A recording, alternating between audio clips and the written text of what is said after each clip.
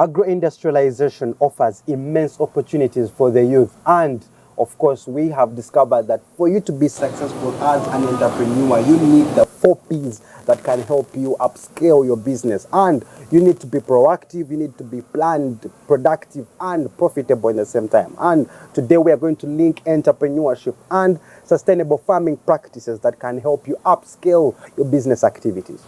Well, I'm happy to proudly say that Uganda, being blessed with fertile lands, its potential to build a thriving agribusiness is immense.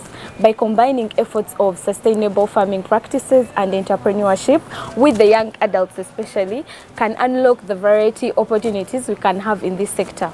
Well, behold the breathtaking beauty in this place here at Onomo Hotel at Nakasero, where dreams merge with reality. The only thing I can say to you guys is you coming by and experiencing these wonderful feelings yourself. Indeed, dreams match with reality. Welcome to the Youth Business Lounge, #YBL. And today's topic is actually entrepreneurship and sustainable farming to build a thriving agribusiness in Uganda. Our keynote is entrepreneurship, sustainable farming, and agribusiness. So please sit and watch and learn. Well, we are esteemed to have a very invaluable guest who is going to definitely give us deeper insights on how we can be proactive, on how we can be productive, and how we can be profitable in everything that we are doing as an entrepreneur. She's very experienced. She's a doctor. She has so much to share with us today. We have Dr. Gudula Basaza, who of course is the managing director of Goody Leisure Farm in Nigeria. I'm sure most of you, the youth out there, have visited this farm. Most of you have benefited from their activities, their programs. Well, we cannot wait what she has to tell us. You're most welcome, madam. Thank you. Thank you for giving me an opportunity to be here and to speak on a topic that is very dear to me. When we look at our population today, over 70% is youth. When we look at the biggest employer in our economy is agriculture. So being able to have youth connected to agriculture in a sustainable way is very important. When we talk about the youth being proactive, today we finish school, everybody is yearning to be employed somewhere, but proactivity starts by saying, how can I use what I have within my environment? If it's land, how can I use that land? But now I want us to focus on knowledge. The youth of today, you have an opportunity to access a lot of knowledge. We might say you don't have land, but you have knowledge on farming that is landless. Yes. So access that knowledge, put it to use, experiment, because at school you are taught how to experiment. Experiment with it. Grow your spinach on water and see how it goes. Grow it on that small old bucket at home. Yes. So being proactive means looking within your environment and saying, what can I use that is available? How can I become a solution, without saying, let government help us, my parents will tell me, my teacher will tell me. It is now you taking the center stage. And I think that's the most important thing. When our youth realize that they are the ones to take lead, and given that they are the majority, our country is destined for greatness. Now, as you take lead into starting an initiative, you need to be addressing a problem. Every time you see a problem in any place, run quickly to that place, because that's where your opportunity is. That's where you can make a difference. So by solving that problem, by being able to lead people to the solution to the problem, you don't have to be the one solving it. Today with internet, I can lead people to the solution. Someone says, I have my plants, they have this disease. You know the person who is supplying the particular pesticide. That leading also is a business in its own way. So you need to be able to identify a problem and become a solution, or lead to the solution of that problem. Wow, okay, particularly how, like, as the managing director of Goody, how do you perceive the current state of the youth involvement when it comes to the agriculture sector? Do you feel like we are so involved in this whole thing, or we are not into agriculture? Yeah? I've been in this space for the last 13 years. If I look at the time when we started, in 2009, the youth did not see agriculture as their option. The youth that were reaching, everybody was yearning to be employed somewhere. Now, as we go on, I think we have made, and I want to pride myself in that, we have made agriculture very exciting, that the youth are coming into agriculture. I'm on groups of so many youth that you will see them sending a selfie. I'm now taking care of my pig. I am now in my vegetable garden. I have sold my maize, which shows that the mindset is changing, and we are seeing that agriculture is not a bad thing to do. But again, you also see that the youth have positioned themselves along the value chain of agriculture. We have those who are into the real farming, but we have those who have gone into marketing, digital marketing, value addition. So it's exciting that the youth are taking agriculture seriously, and they are helping us take it to the next level. Us who are in agriculture were so comfortable mainly at production level, where we waited for the buyer to come, even determine the price of what you are making without doing a cost-benefit analysis. But the youth are coming in now and saying, we can take it to the next level. I think that is a very nice trend. That's a very nice trend. But then, Doctor, we have an issue where we have the youth now changing their mindset to be involved in agriculture. But now the issue is when they get involved in agriculture, they now lack what we call the market access. The linkage to link their products to the market. Because someone says, okay, let me do some, rabbits. Let me start rearing some rabbits. But then at the end of the month, this person wants to be profitable, but then they are not seeing the market. How can you advise the youth out there to, find that access to the market, or preferably find those linkages, organizations that can support them, to be linked to the market? Earlier, we talked about being proactive. Being proactive also requires that as you identify the problem you are going to solve, you know exactly whose problem you are solving. Yes, exactly. Because on one hand, we have people out there who are looking for these items of agriculture. It can be an industry, it can be a small factory, it can even be within your own community. So in terms of you being proactive, market research is key. What I have learned along the way, the nearest market always gives you better returns because you eliminate some of these other costs of transport, storage, etc. But should you fail within your market, that's when you start looking for another market. But again, we have to also study the market dynamics. Markets today do not buy small things. Markets do not buy inconsistently. Today I'm supplying vegetables. I'm going to take a whole month to bring vegetables again. There is no way that market will remember you. And you never know, the person who comes in between as you are there waiting might have better products, better prices, then they will push you out.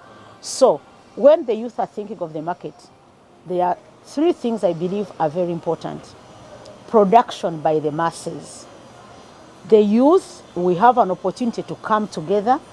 Let us produce as masses and we aggregate our produce. Production as masses has another element required, standards.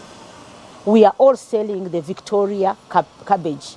It means we bought the same seed, we fed it the same way, so it will look the same for the buyer.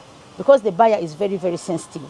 Once they see that the cabbage has changed size, say, this is not a cabbage we've been buying. So production by the masses requires that you have standards, you have uniformity, so that the buyer feels safe and knows this is the cabbage that comes from Bokoma Simbi all the time. Now within the mass production by masses, you require to have synchronization. All of us cannot be in the market on the same day. We all have 1,000 chicken for the small village in Bokoma Simbi. Of course, Bokoma Simbi has a capacity that it can consume. Maybe they take chicken on Sunday only. But we sit down and say, okay, we are 100 youth. Let us make sure that each day there is somebody in the market selling chicken. That requires a lot of planning, but you don't plan on your own. You have to be together now in a group where you say, okay, we are the ones going to be supplying all the eggs of Rolex. Who supplies when, so that the eggs do not get finished. So that is the other side of marketing. Now, when it comes to market beyond our area, now you start thinking about the supply chain management. When should we produce this for what? Because markets change also. You have to know when do people buy more. At times, you might find that people buy more on Monday. Then this is for you. You decide that every day I can supply these tons of vegetables. Home agriculture is also You tricky. go on Tuesday and you find that on Tuesday is not a shopping Like day. Bitcoin. Yeah. Yeah, you have to know the shopping patterns. Oh, wow. Many people, for example, in the meat area, weekend is a good time for meat. I think many people eat meat on Sunday with their family. You might find that in the week you may not get as much market from the homes, but you might get market from the hotels because they have conferences. So you as an entrepreneur, those are things you must keep studying to know where to sell when. Then you start again studying the customer now. And of course the customer has a lot of things you have to analyze. We call it customer analysis. How much do they buy? In what portions? How much do they pay? How much are they willing to pay? What are the payment terms? You have a very good customer who pays you after 3 months. Remember, you have taken a loan. The loan is counting. That customer may not be your customer. It might be for a customer of someone who has a bigger muscle. So they are customers you are going to say, you are not my customer. Then you concentrate on this customer who fits within your ability to survive. You don't want to supply and run broke, then go back and say, now I'm waiting for 3 months to come back. Still, that will kill your macronized production. Technology is coming. Yeah.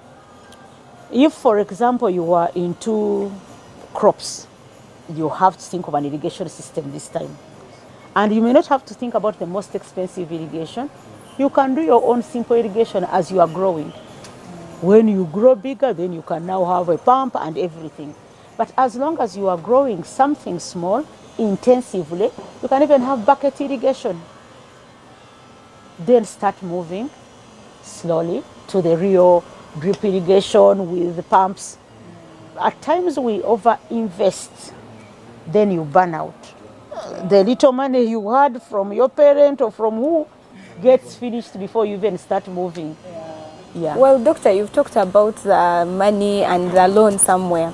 So I'm trying to know, okay, the biggest challenge that most youths are facing currently in Uganda. Some people have great ideas about their businesses they want to start up. Let's say there is a youth out there, they are so passionate about joining the agriculture sector to make something good out of it.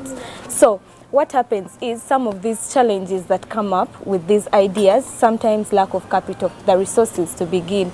So as Good Leisure Farm, what opportunities do you have there for these youths out there? How can you encourage them that maybe we got you, if you come to Good D, we got you in this way, we can do this for you, we can advise in this way and that way, yeah.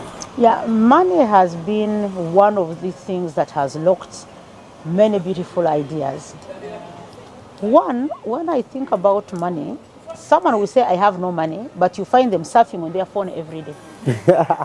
Isn't it possible they are using a certain 500? Yeah, of course, 1,000, definitely, yes, yeah. Isn't it Yes, possible very they are possible. using a certain 1,000 shillings? Yes, very Did possible. you know that that 1,000 can buy you seeds of dodo? And you can grow, yes, and you can grow that dodo in a sack.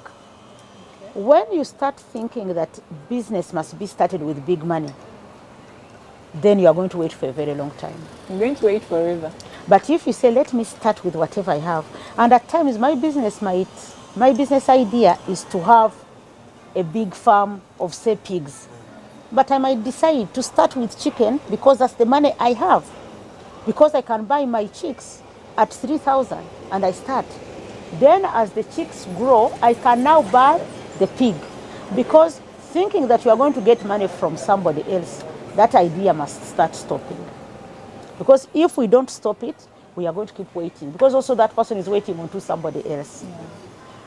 When you think about loans, they don't loan poor people.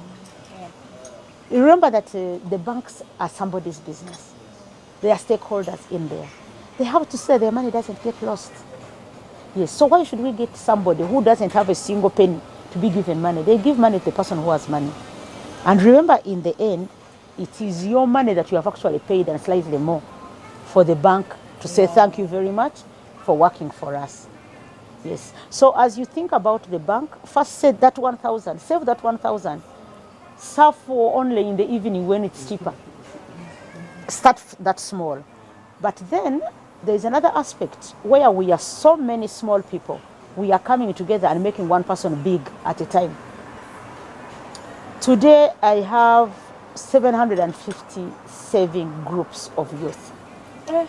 They are saving 1,000 shillings. Some per day, some per month. Per month, but they have access to some money they can start with.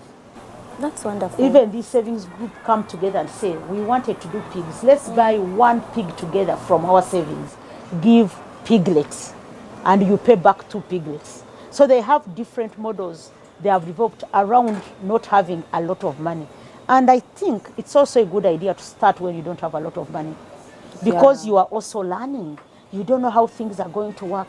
What if you borrowed 10 million and everything does not work? That's a big loss. I would rather start with 10,000 and it works. Then I start growing it. Even then I will actually be getting income. I used to have a lot of youth coming for internship at the farm from universities. And for me, I would always ask them, how much do you pay for tuition? They tell you, I am paying 1.2. I say, okay, now during your time here, I want you to engage in an activity that will be able to pay your tuition and support your mother to pay for someone else. We got so many models. People started growing vegetables because we have enough land on our 3 campuses. Wow. And they started selling. People started making briquettes, and they were assured of a buyer. The farm was a buyer. When we wanted the pots for rabbits, they made the pots for rabbits. When we wanted potting for our medicinal aromatic plants, they did that. The youth made the money.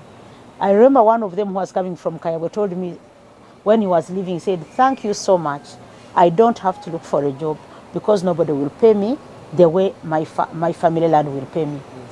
So I think at times we get locked into something. You think that your opportunity is in a certain thing, but maybe when your opportunity is that close. So in terms for money, I would say start small, save with the groups that are within your capacity, then make sure you have proper investment plans. And when you have grown and tested, then go for this money of interest rates. Yeah. Now, the money of interest rates, you should also sit down and start calculating. When I take this, how much am I? You must have some mathematics in your mind. Because there are also cheaper forms of financing. You'll find that banks today, there are banks that are giving the youth at 15% interest rate per year. But there are banks of 24%. And you get surprised to see a youth going for a 24%, when even the established businesses are fearing to go for that. They think that they are not informed. And I keep asking, these are the youth who should be having analytical skills more than we do. More than we do. Yeah, so the youth have to also study that. In proactiveness also, study your financial sources. And I think we still have a very good community where if you have a good idea, people can believe in you. If you grew your vegetables of 10,000 and you ask uncle, brother, who we still have that spirit of supporting, people would buy into your idea, but nobody is going to buy into an idea that is in the head. It's difficult because everybody has an idea in their head. But the implementation matters. How you... Like getting it out of your head and giving it bones, skin and flesh. Yeah, when we look at... people used to think that business planning was for big businesses only. But even a small business which is making mandazi needs a simple business model canvas. With just those simple 9 blocks, who is my customer? What is my value proposition that I'm giving to this customer? How do I reach my customer? How do I sustain and relate with my customer? What exactly are they? What are my revenue streams? Am I only earning from the knowledge side? Because we want to be able to earn from 3 platforms. Can I earn from knowledge? Because you can also give someone something, but train them even how to prepare it. That's also knowledge. You are earning from knowledge, you are earning from the product. But again, when you get money, just save the money and let the money make money for you. If you're not using money right now, what is your money doing? Because the purpose of money is to produce more money. It's produce more money. Where have you sent your money? If you are keeping your money on your purse, you have not sent it anywhere. Make sure any one time your money is on duty, working, looking for more money. It's money that attracts money. Yeah. But if you have no money, you have sent in the field, how do you expect money to come to your pocket? True. That's so nice. So throughout you were speaking about, you talked more proactiveness. And I feel like it is something very important, but then missing among the people, the young people, especially 20, 25. So what is the best way you think proactiveness can be fed into the minds of our young people? I'm going to use our own example, the way we do it. We do what we call holistic life mapping. When you are a human being, whether you are Christian or not, you know that you are created for a purpose. And that purpose is only for you. It's not for anyone else. You have a purpose to fulfill in your lifetime. And as long as you get to know your purpose early enough, it gives you the direction. So we simply ask, how old are you today? You are likely to be very active for how long? If I am 20, most likely I'm going to be active for 50 years. So we sit down and start planning what you are going to do each year that feeds into the dream you want to be. What do you want to be remembered for? There's nobody who wants to be remembered for having been a useless person who did not take care of themselves and their offsprings. Everybody wants to be very important. But it starts with that day. Because if you don't have any map you are following, then where are you going? Anywhere you go, you'll be comfortable. I have arrived. But as long as you know I'm going here, because your mind has to be under pressure to say that I promised myself that at the end of this year I should have done this. You have to be your own monitor. Businesses do that. They have strategic plans, they have work plans. So the human being as well needs to have that. So today our youth they have 5-year strategic plans, they have work plans, they have weekly plans, and they make reports to themselves. They do what we call journaling. And we found that one focuses you on thinking about yourself. Most of the time you're thinking about everything else. You might find that you know everything about the politics, you know everything about the Ukraine war. And then you ask about you, exactly what is your tomorrow going to be like? I don't know, I'm still waiting for a job. I don't know, it's not an answer. You are the driver of yourself. You cannot be absent-minded when you are the driver. You as a driver, you have to be alert. And how do you become alert? You know what you want, so that you start applying the law of attraction. Yes. Every time you're so clear with what you want to do, you start identifying yourself with those that are going to nurture your dream and take you. And those things come to you actually. Definitely. They come to you. Yeah. And again, remember, every time you talk about what you want to do, people are listening. They say, oh, I had a calling, wanted to do this. There's this opportunity. They will link you to the opportunity. But when you have no idea of what you want to get, who is going to be linking somebody who has no idea? Yeah. So I think as youth, it's important to commit time to make yourself a project. Make yourself a project, make yourself a priority, and say, I want to achieve high. Set very high standards for yourself. Now you associate with who are helping you to achieve those high standards. It will save a lot of time. Okay, that was so nice. The platforms where we make influence. Yeah. You have to know where you make influence. Today we can make, and there are mainly 7 platforms. You can make an influence on society and have a following through politics. And politics does not mean being an MP. Being involved in leadership of some kind. It gives you a following, and that following feeds into who you are. Yeah. If you are a leader, there are things you don't do. There are things you end up doing by force. I'll give you an example. When I left university and I joined the Uganda Women Entrepreneurs Association, I was not a business person. What I knew best was charity. So I reach in this particular gathering, and women are talking about businesses, they are launching products, and I'm like, okay, what is my product? So you get peers that challenge you to start thinking, okay, I have to do this kind of thing. Yeah. So before I knew it, I became the chairperson of Uganda Women Entrepreneurs. Eh? And I would go home and say, now you are the chairperson. What do you have? What do you have? You are with the media, you are talking about it's important for women to be compliant. Then you are home and you're saying, but why come to business? It's compliant. At times you meet me and say, but what, come and intervene at your business. So all that puts you under pressure to be able to comply, be able to do the right thing, because you are now an example. So leadership, politics is a very important platform. Religion is an important platform. It shapes our morals. Yes. Some of the things that we do. But also it creates loyal networks around us. Yeah. Family is a platform. Yeah. Having a family that you can anchor on is a platform. They are always promoting us. They are our cheerleaders. Yeah, you do or die. Yes, and they are also our market. But they are also our watchdogs. They say, good where you are going may not reach where you want to be. So they are the natural watchdogs that God has provided. Then when we come to things like entertainment, sports, Yeah, we are. those are platforms, and the youth are well positioned in those kind of things. Now, entertainment before means you are going to dance, you are going to sing, you are going to do this. But what of content development? Are you somebody who is a thought leader in that field of your own? You may not have gotten a job yet, but you are a thought leader. There is a youth I've been following, the one of Spark Farming something. He started by being a thought leader in his area. Spark farming. He's into Spark. He's called Spark. Spark. The guy, after his school, he decided to become a teacher. Wow. Not necessarily that he had all the students, but he has a following. And now from that following, he has been able to get a market for his products. He teaches about farming, how to grow carrots, how to grow vegetables, how to grow what.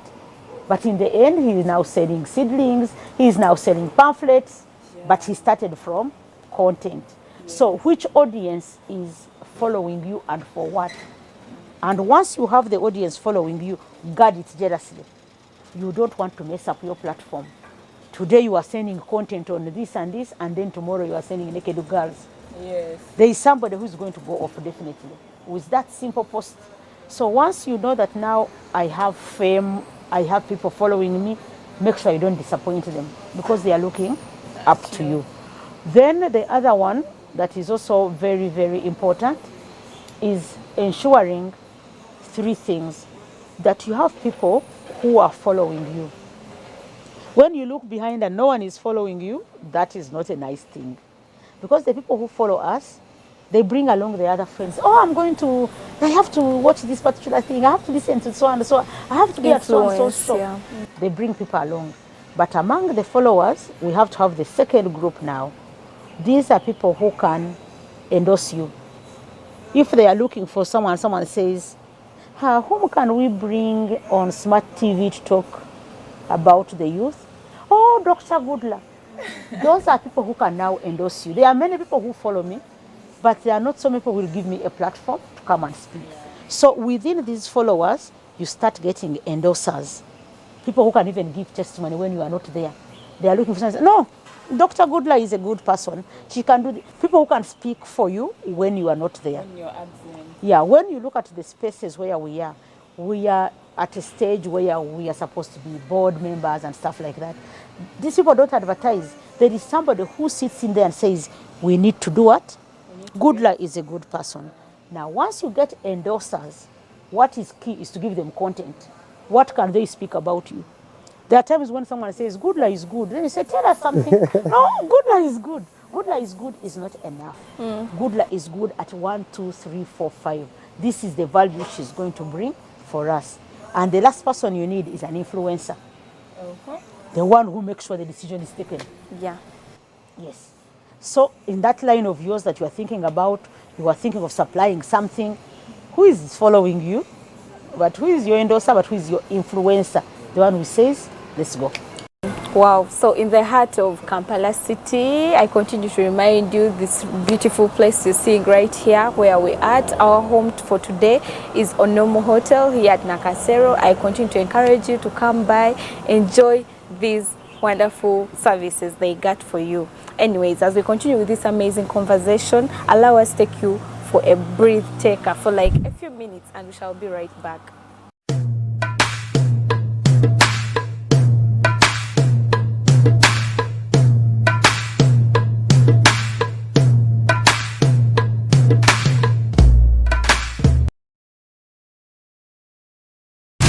waliwo abagamba nti okuyiiya emizannyo si muzannyo.